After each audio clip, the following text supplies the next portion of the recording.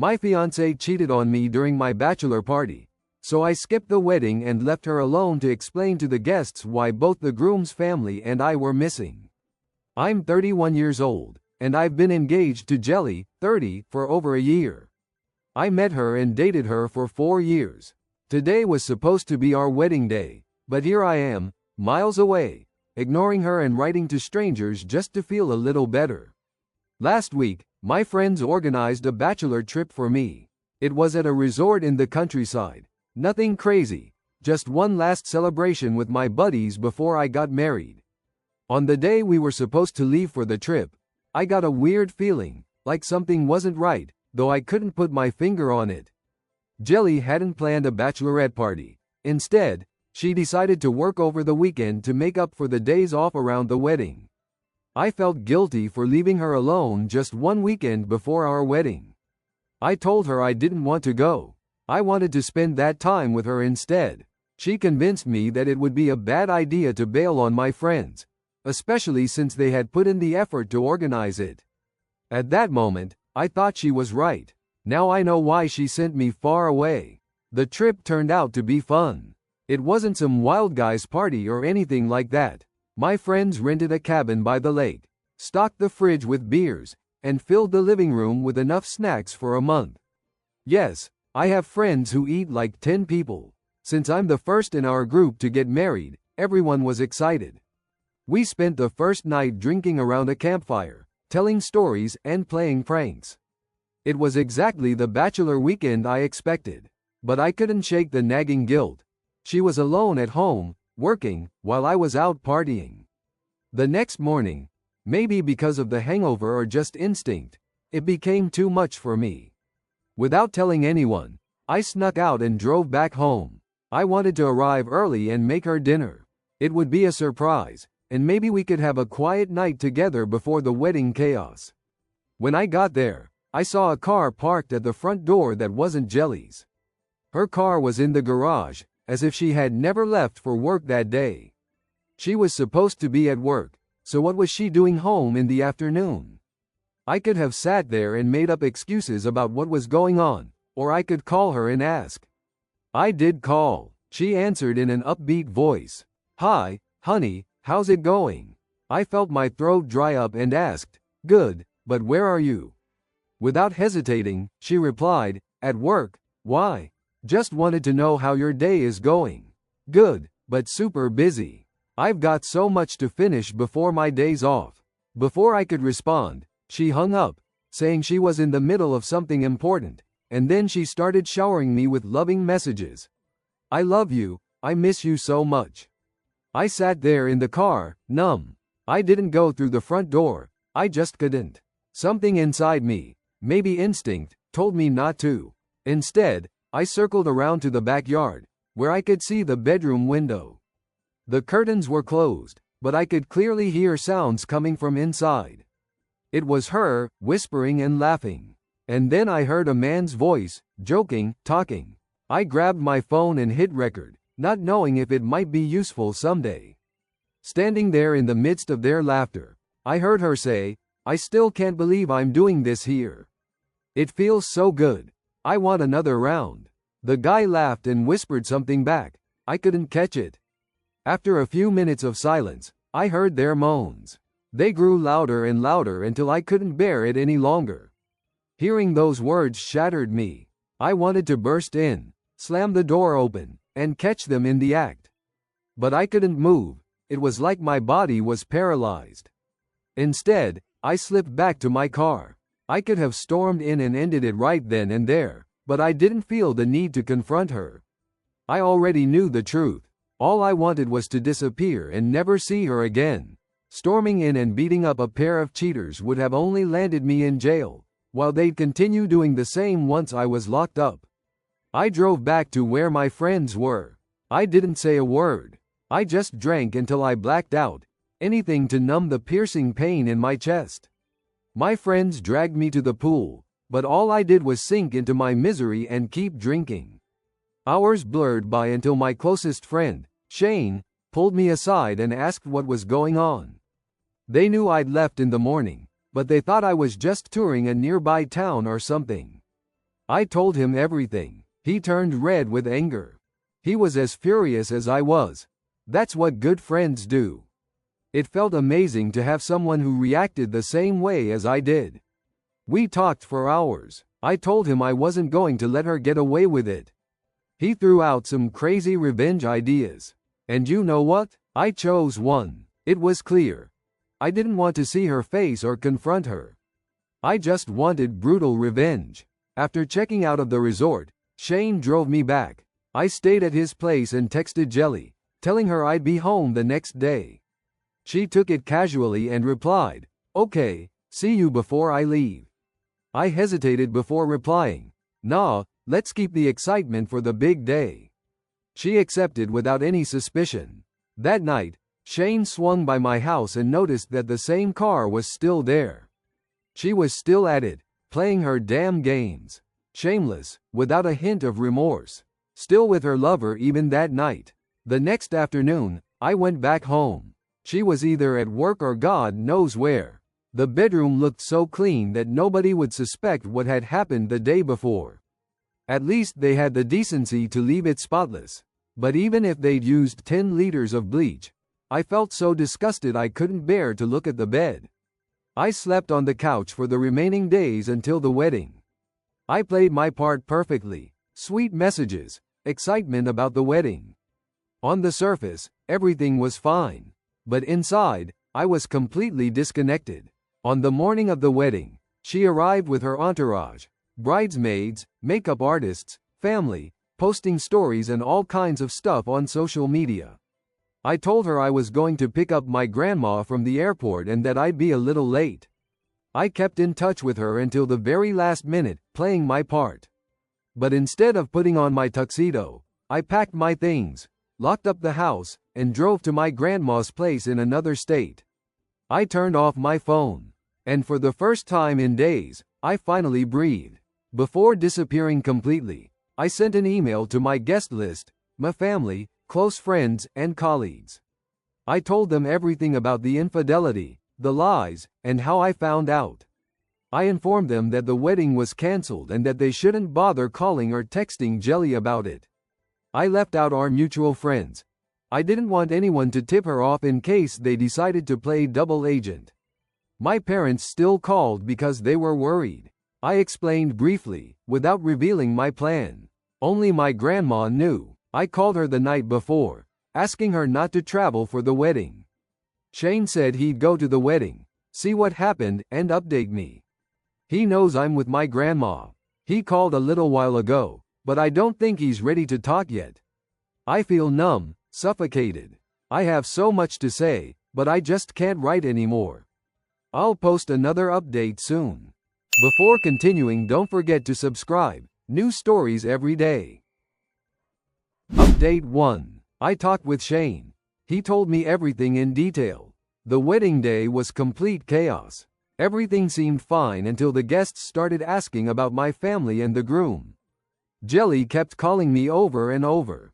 When I didn't answer, she called my parents, with no response. She then called Shane, who was on site, and he pretended he didn't know anything. Her parents started bombarding her with questions. Where's the groom? Is this some kind of joke? Did something happen? Her bridesmaids tried to keep their composure, forcing smiles, but the tension in the air was palpable. Guests gathered in small clusters, speculating, whispering, and coming up with all sorts of theories. One of them, made up by her godmother, was that I had run off with a coworker. Eventually, her father took to the stage in an attempt to calm everyone down, saying, "We're experiencing a slight delay, please be patient." His voice trembled, and he looked pale, as the wedding was a mess and there were no answers. It didn't help that the guests weren't fools. They knew something was seriously wrong. Jelly and her friends soon realized that none of my guests had shown up and that everything seemed premeditated. They tried to corner Shane for information, but he stayed stone-faced, acting surprised the whole time. In the end, her parents and friends discreetly escorted her out, and one of the bridesmaids announced that the wedding was postponed and that everyone would be notified of the new date. But that wasn't the worst part. Not only was she dealing with the emotional disaster of being humiliated in front of her family, friends, and a packed wedding hall, but it also hit her where it hurt most, her wallet. Jelly had lost a good job a few months before the wedding. After a long search, she'd only managed to land a low-paying gig that paid per project. She barely earned enough to cover her expenses. I was footing most of the household bills at that point, and I didn't mind at first. We had planned everything out, and since I had the means, I offered to cover the wedding costs without hesitation. I truly believed we were a team and that in a marriage, it didn't matter who paid as long as we were in it together. That belief was shattered the moment I discovered her infidelity. The moment I ended our relationship, I decided I wasn't going to let my money fund a celebration built on lies. For the wedding, we had hired an event planner to take care of everything: the venue, the decorations, the food. We had only paid 40% up front, with the remaining 60% due later.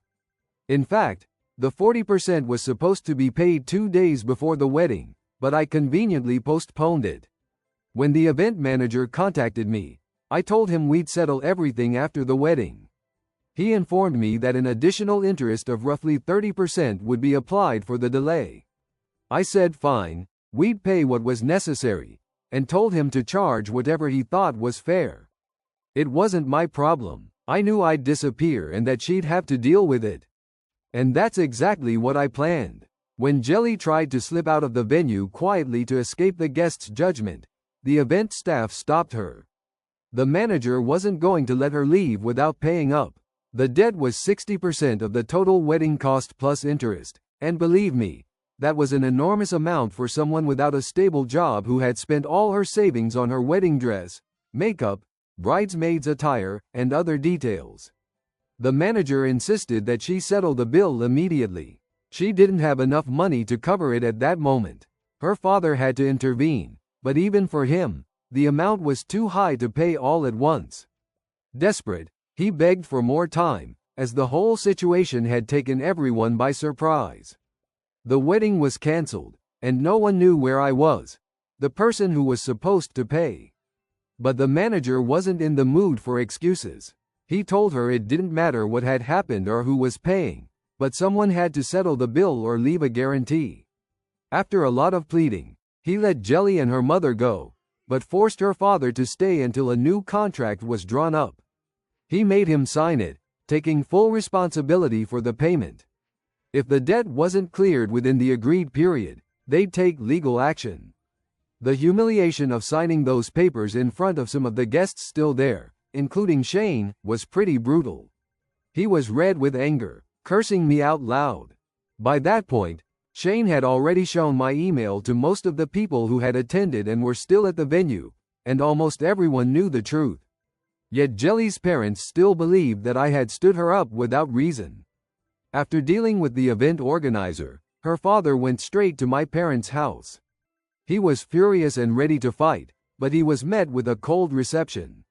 My mother looked him dead in the eye and told him the truth about her daughter's infidelity. He was embarrassed, yet he remained angry with me over the wedding money. He said I should have informed them so they could have cancelled their attendance too. You should have handled this privately instead of turning my family into a laughingstock, he said, speaking very harshly. My father wasn't silent either. There's no one to blame here except your daughter. She destroyed everything, not my son. She chose lust over loyalty. Instead of lecturing me, you should be teaching your daughter to be faithful and not sleep around. He left, as there was nothing more to discuss with them at that moment. Later, I found out that Jelly went back home with her mother and friends, only to discover that my side of the closet was empty. All my things had disappeared. It was over, and I made sure she knew exactly why. On the refrigerator door, in thick black ink, I left a note. I know about your cheating. Right next to it, I printed and pasted photos of her lover's car parked at our driveway. I'm sure her parents and friends didn't take that well. I don't know exactly what happened between them afterward, but some mutual friends ended up contacting me to say how sorry they were about how everything unfolded. Through them, I learned that her own parents had also turned their backs on her. She had to move out. She couldn't even afford the rent. Initially, her parents had planned to take her in until she could get her life back on track, but when they found out about her cheating, they withdrew their support. Her father, already furious over the debt, demanded that she repay every last cent he had covered. Not only was she left completely alone to face the consequences of her actions, but she was now also financially ruined. At that point, she was crashing on a friend's couch. I couldn't care less. For now, I've moved in with Sam until I find my own place. I've learned about many of these details from messages she herself sent, but I haven't replied to any. I've blocked her. I can't even say if there have been any new updates, because they no longer reach my phone. Update 2. It's been more than 4 months since the wedding that never happened. She's been chasing me for closure, or at least that's what she told anyone we have in common.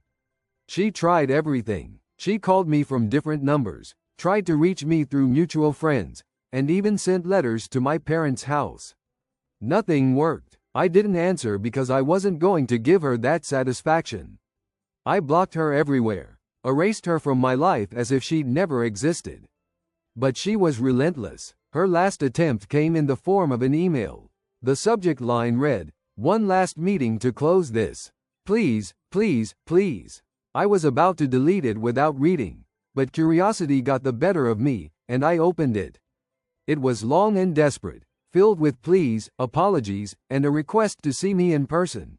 Just once. She promised there would be no drama or manipulation, just a chance to explain herself and find some peace. I felt no guilt for deleting it. I didn't deserve closure. I didn't owe her anything. However, once I was sitting in a cafe enjoying my new life, she found me. I still don't know if it was a coincidence or if she forced the encounter. It wasn't like I went to places far from work.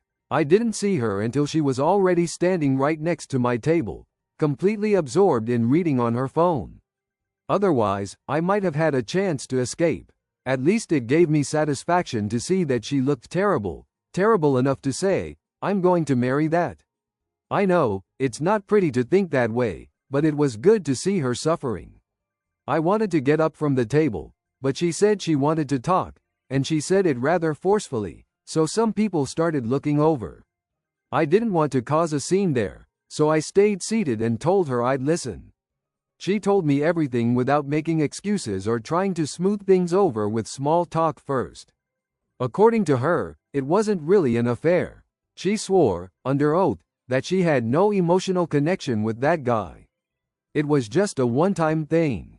She claimed she'd never cheated on me before, that she only did it because she wanted one last night to explore her fantasies before committing to monogamy forever. She said she didn't want a bachelorette party.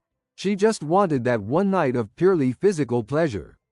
A transactional experience, nothing more. She swore she never intended to repeat it and had planned everything so I wouldn't find out or get hurt. I sat there feeling disgusted and dirty. She was the one who did all that, which is pretty filthy, but I was the one who ended up feeling that way. She kept talking. I zoned out, thinking about everything I'd have asked her to do. Then I interrupted and asked, "What did you ask him to do?" She froze. I repeated, "Tell me, what was your fantasy? Explain it in detail. You gave him instructions, didn't you? Show me the messages." I didn't realize my voice was getting louder. She begged me to stop. "Please, for God's sake, just stop." She started to cry. After a minute of silence, she said she regretted it the moment I had called her that day to check in. That she knew that call had ruined everything and that she should have stopped it. But she didn't, and from what I heard and recorded, she didn't seem very remorseful. Another lie. Then came the manipulation. If you had found out, you could have stormed in and ended it right there. We hadn't done anything before that call, and it wouldn't have been cheating. But you chose the cowardly path of revenge. You toyed with me for a week just to humiliate me in front of everyone. My parents were humiliated, traumatized. You could have handled it privately. You should have been a man and confronted me instead of running away. And then, she did a complete 180. Still, she said, "I can forgive you if you can forget what happened and start over." We both made mistakes, and our mistakes cancel each other out. I almost laughed. She actually said that she was willing to forgive me for what I did, claiming we both messed up. That we should just let it all go, move on, and maybe start over. She whispered, "I still love you. I know you love me too, so it shouldn't be hard to fix this." And then came the cherry on top. She offered to refund 40% of what I spent on the wedding. "I know you paid 40% up front and the rest was covered by my dad. I'll pay him back as soon as I can. If it helps, I can pay you your 40% too." She said it as if money had been the issue, as if that could erase everything. But getting my money back wouldn't be such a bad idea at that point. A light bulb went off for me. I told her, I can't promise anything, because so much has happened between us, but refunding the money for the failed wedding could be a good starting point. I knew that money wasn't coming back any other way, but it'd be a good reimbursement after you ruined everything by chasing your doubts with another guy. We agreed that I'd unblock you so we could coordinate the refund. She said it would take a few weeks, or maybe a bit over a month, but she could get a loan to pay me back as soon as possible. I know it's not right to deceive people, but deceiving those who cheat on you doesn't come with 100 years of forgiveness either. Still, I haven't committed to going back with her if she returns my money. Technically, I wouldn't be lying then. I'll probably come back in a month when I know if Jelly has returned my money or not. Update 3. I won't deny that these past 2 months have left me a bit anxious, not knowing if Jelly would finally pay up or if she'd realize everything was coming back to her. But she did, and this is a happy update for me. For those who say what I did was wrong and that I should have even paid the rest of the wedding costs, well, I can put you in touch with Jelly. Then you can be her doormat, waiting for her to come home after cheating on you, just to give her a kiss. I'm sure that's exactly what you like. Finally, the day came to receive my payment. I got it via a transfer from Jelly to my account. Every cent was there. Even the transaction fees were covered, if you can believe it. I know because she sent me a message telling me all about it. I asked her how she got the money. I didn't want to be involved in some bank robbery or anything like that, and she said she had taken out a loan. With that, she also managed to pay her father. That loan must have been ridiculously expensive because the bank probably charged sky-high rates. But that's not my problem. My only concern now is deciding how I'm going to use that money in my life. Before I get to the next part, I should mention that during this time I received a few messages from her trying to talk about our relationship. I replied with the bare minimum, just enough to keep her on the idea of returning the money, but not enough to give her false hope. Let's just say my responses were pretty vague. Then came the message I suppose she was waiting to send, the one I knew sooner or later I'd have to answer. In fact, I already had my reply prepared. I just had to copy and paste it. She asked, "And now what about us?" My response, which I still keep, was, "When you said I wasn't a man for not stopping what was happening, I think you were right, but only to a point. A man should fight for his woman, yes, but only for someone who's worth it. And in your case, choosing to roll around with some guy just to boost your reputation, you weren't worth it. I think now you have a reputation, too. I also believe a man should never go back to someone who disrespected him the way you did. So yes, I'm being a man here, and that's exactly what you'll never have." After that, I blocked her again. And yes, I know there are plenty of suckers out there who don't mind their women cheating on them. They probably even applaud when they come home after being with another man. That's why some of you are now worried I should have paid my share of the wedding costs for canceling it. Well, sorry to hurt your feelings, but I paid to marry a faithful wife, not an unfaithful one. So consider this my refund for a defective fiancé. And if you think forgiving and paying up was the right thing to do in this situation, you can ask your dad what he did with her after he got his money back. Yep, he didn't forgive her either. Nobody wants a cheater, unless your self-esteem has moved to another planet.